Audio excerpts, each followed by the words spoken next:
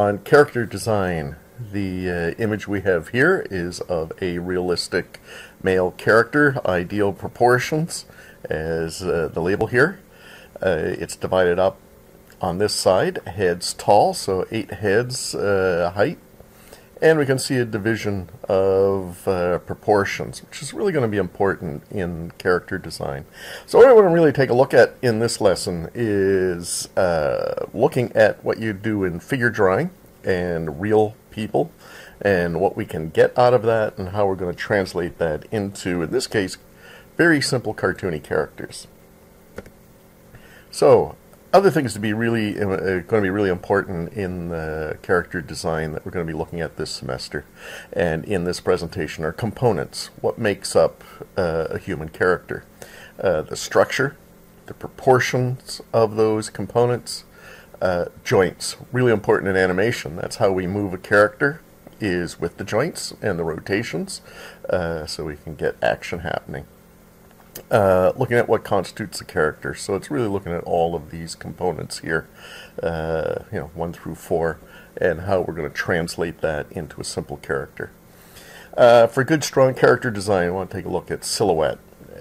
Is it very distinctive, the silhouette? The simplification of just the outline of the character, how well that works, so we can identify the character very, very quickly and get the best impression.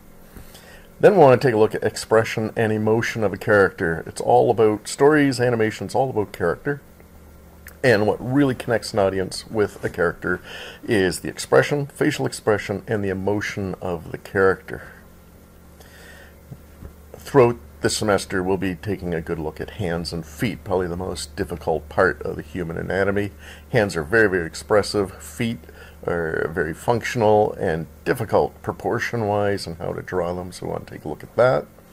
Weight and balance on a character. We want them to look realistic, to look organic, and to apply physics to a character. They got to be balanced, and they got to show a sense of weight. In all the characters that we do, rotation we'll be looking at. Also, when we're devising a character and working them out, it's figuring out what's the style that we're going to use and what's the technique, what's the technology we're using to create that character. Because particularly our 2D characters that we're going to be doing, the film we're going to be doing, has a very specific, using 3D Studio Max, there's limitations of how we're going to animate a character and construct them. So we want to keep that in mind when we're designing the character, so it fits the technique and we can make it work. Walk cycles. We're always going to work on a walk cycle, how to move the character. Lip sync, a couple different methods we're going to be going over this semester so that we can get the characters talking. Really important to get our story across. In 2D, the leveling of your characters, having one component in front of the other, and what's the hierarchy of leveling a character so it moves appropriately and works with our technique. Then cleanup line whenever we're drawing, both in character and any other drawings that we're doing, that we want to work in the process of thumbnails, roughs, using blue line, and then ultimately what's that good cleanup, line cleanup to represent our character and other drawings. Okay. So in this case, here's what we're doing in this lesson. On the left, we have very human, realistic proportions with a Leonardo da Vinci drawing. On the right is a parody from The Simpsons, and here's Homer Simpson. So this is great, because this is exactly what I want to do. I want to look at the components, proportions, joints, everything on a human character, how it relates to the simplification of a 2D cartoon character. And here we are with our human character on the left, Homer on the right. Right off the bat, we'll take a look at head proportions. So the left one, a 6-foot tall character, and looking at the heads high, I think we looked at in the previous drawing, is about 8 to 9 heads tall. Homer is about 3 heads tall, very large heads. Cartoons often go that way because, again, expression, facial emotion, and lip sync and everything is all, we want to make sure we see it and the audience really connects with it. So to look at, I mean, here is that head proportion, so you can see the difference in scale. Something to really explore. How far can you go with the size of the head in comparison to the rest of the body and proportions? It's probably the first step in playing with a proportion on a character is how much is predominantly head, or how minimum is it, and how are you going to break it down. If we look at the head and the components on the head itself, hair, how do you treat the hair? We look at Homer Simpson, very graphic and stylized. The two little comb-over strands of hair at the top, and then a little bit of band of hair on the side above the ears, which looks like just a couple of M's stuck together. So very interesting and clever graphic treatment to get across the hair. When we look at the rest of the facial features, eyes, ears, nose, and mouth, you can see on a realistic character, those proportions of ear, nose, the eyes, the mouth. From the side view, you can see that the length of the nose often is equated to the length of the ear and how they line up in both these views here. The eyes and how far apart they are, the mouth and its relationship and space between the mouth to the nose. So, I mean, that can change quite a bit from, in reality, from person to person, different characters.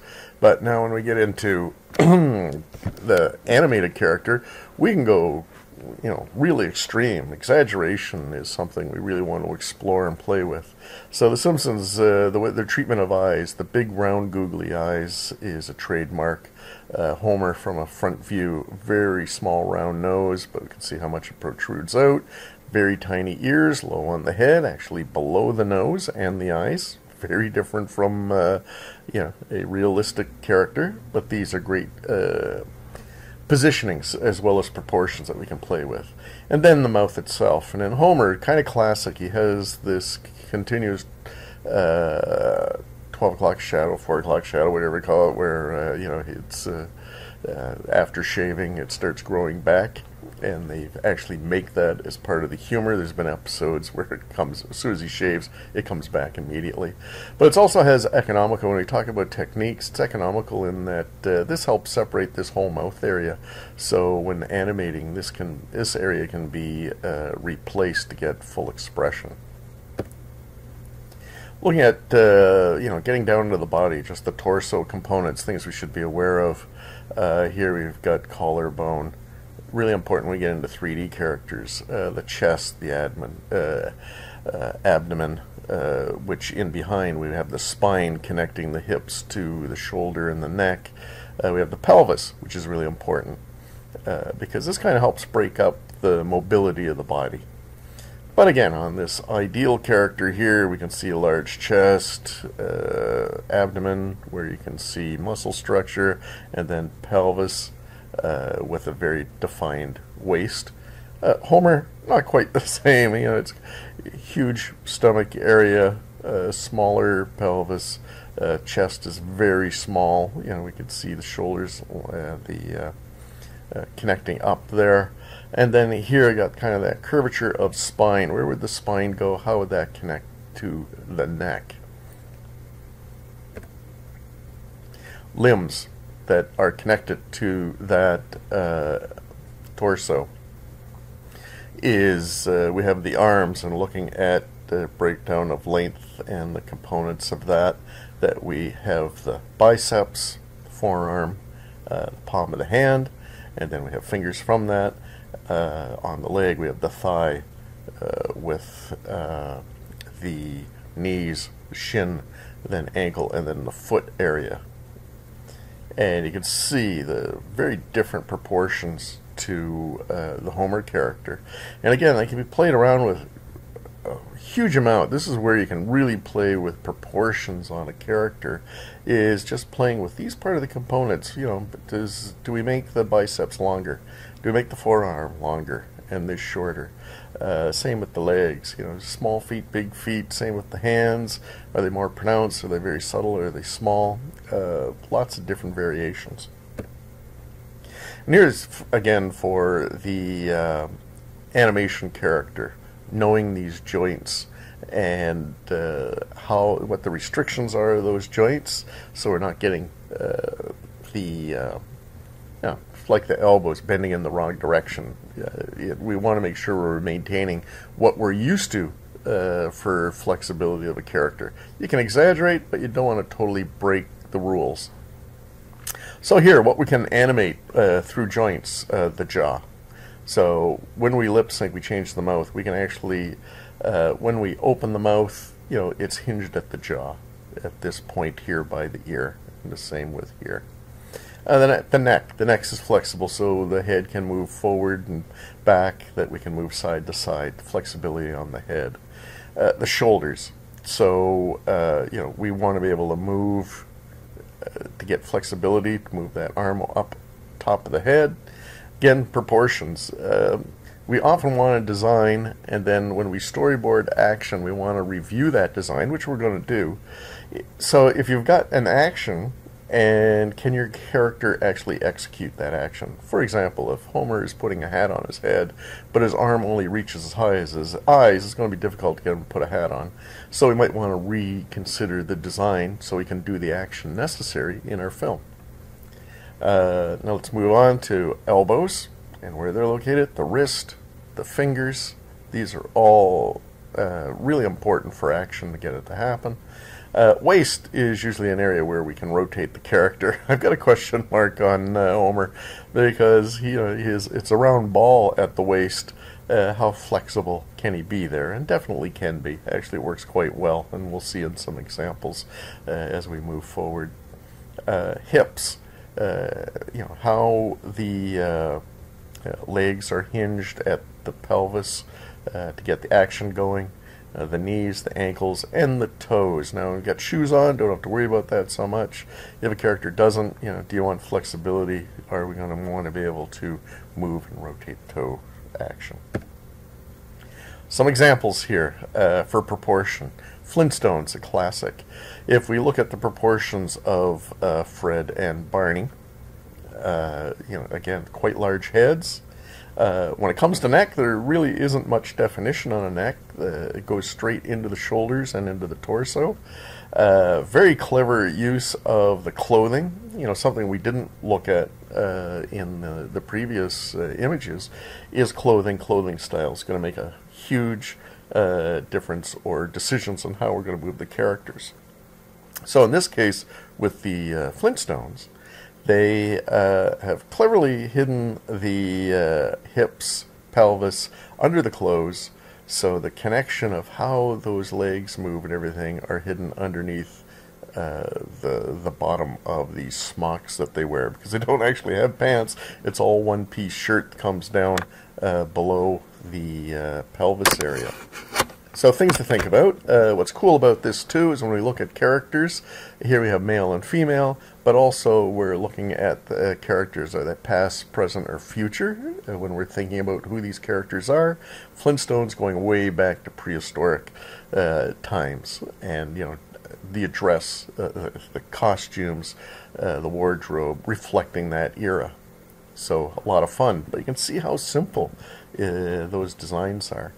And then the contrast of the proportions and the thickness of components here of the male characters, the female characters. Female characters definitely have very defined necks, very defined waists.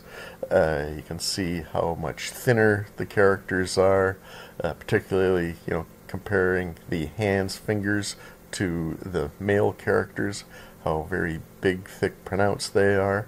But with the female characters, just as clever that they've given them these dress, so pelvis and leg action, they're all hidden behind this very simple dress made up. Also, other components, Fred's always wearing a tie. Barney has this little sewing bit here, so to keep his costume together. Betty has the little medallion necklace, and Fred's wife here, Wilma, that's it, has this kind of pearl chain necklace. I'm not sure, they look like rocks here, But the idea that was carried over in the Lisa Simpson character. She's got that little pearl necklace that she wears, kind of influenced from the Flintstones, and everything's kind of been done before. It's that twist to make them interesting. And the Simpsons, don't do a whole lot different from what the Flintstones did. So a lot of comparisons, and even make fun of some of those comparisons. Here's more contemporary design and character style. Very, very graphic, very flat. And part of the reason for this is that being influenced by technique, and 2D for the most part nowadays is using Flash or a similar program made specifically for animation, Toon Boom. And they're rigged characters, so they work graphically to work with the technique, the technology, the software that's being used. But even with that, you can get some really interesting characters. Look at the silhouette on this character. Interesting props, the hat, the sword here really makes that an interesting silhouette of that character. Same with this character here, Centurion type guy, very big chest, very tiny waist. Look how tiny you can get down to the feet. Like these feet are not even the size of a finger. So you can really play around, have fun with proportions. That's what I want to see in this project, that you've experimented. Play around, really cartoon, characterize your characters, simplify them right down to the basics, and make an interesting silhouette. And that's a very strong silhouette here. And here we got a very large, wide character. Again, using that real clever idea of that jacket coming down so we don't see the pelvis and everything, just the legs coming from that, would give us a lot of flexibility in how we animate and move the legs and get them to walk. So we want to think of the end result, how we're going to move these characters. So keep that in mind when you're designing. Here we're going back, Warner Brothers, Tweety Bird, anthropomorphic. Characters all do not have to be human, but if you're going to use an animal-based character, make sure it has all those human components that we went over, that break down the joints and everything. Make sure they're all there, because this character has, even though he's a little bird, he does have arms, he does have hands, he does have feet. Look at the proportion difference. Being a bird with wings, look how tiny the wings are, almost insignificant, and the feet are huge and actually quite thick and round, which I don't think I've ever seen a bird like that, but it still works. We still get it. We can still connect all that. Even the head components. And again, look at the size of this. He's almost all head. He's barely 2 heads high. The body and feet combined are barely the same dimension as the head. So that's really pushing the extremes, which is great. That's what we want to do. We want to play with that. And how large the eyes are here for expression. Added detail. We got eyelashes. Just how much hair. We got hairs instead of feathers, but, we still get it, still works. One single feather on the back here for a tail feather. So, kind of zooming all over the place here, sorry. There we go. And then here we got some of those expressions. So we got a bit of a rotation here, or we got a rotation combination, we have expressions. That's why on this project we want to do a rotation and an expression sheet with emotion and some different body action to see how flexible is that character, how are they going to move. Here in the 50s, a company called UPA, United Productions of America here, they went to real simplistic graphic and interesting proportions and styles.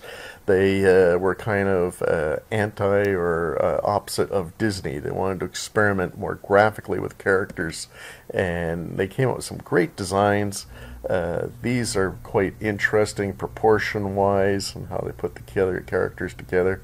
Very rubbery arm sort of shapes in this case, but things to explore. I want to make sure you're checking out all types of different characters to give you inspiration.